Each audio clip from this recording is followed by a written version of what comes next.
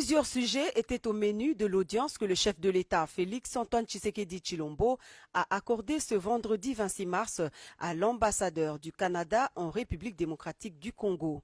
En premier lieu, la participation de la RDC à une conférence internationale virtuelle sur le financement au développement dans le cadre de la lutte contre le coronavirus. Première chose, c'est qu'on voulait le féliciter au nom du Canada pour son poste de président en fonction de l'Union africaine.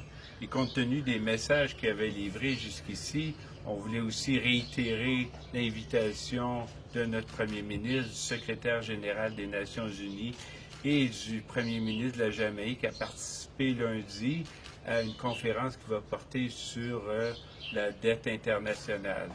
Et donc, ça se situe dans le cadre de l'initiative sur le financement du développement sous la COVID. Donc, c'est une initiative globale, mondiale, où tous les chefs d'État et de gouvernement sont invités lundi à se prononcer. Donc, on pensait qu'il y avait vraiment une convergence d'intérêts et de vues de la façon dont M. le Président ici a exprimé toute la solidarité africaine qui était nécessaire pour faire face à la pandémie. Dans le cadre de la Journée internationale des droits des femmes, le diplomate canadien est venu remettre au président de la République les conclusions des travaux parrainés par son pays qui a réuni une vingtaine d'ONG féminines congolaises portant notamment sur les enjeux et priorités à prendre en considération dans la protection des droits des femmes. Pour terminer, je lui ai remis en main propre une déclaration qui a été faite par une vingtaine d'organisations de la société civile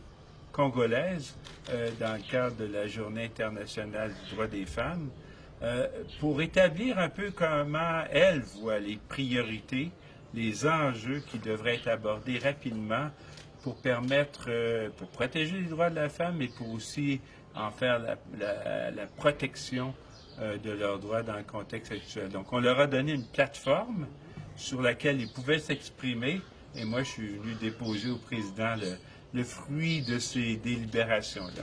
Par ailleurs, le Canada se dit prêt à accompagner le chef de l'État, Félix-Antoine Tshisekedi Tshilombo, pour son mandat à la tête de l'Union africaine. Était associée à cette audience la conseillère politique de l'ambassade du Canada et le mandataire spécial du chef de l'État, le professeur Serge Tshibangou.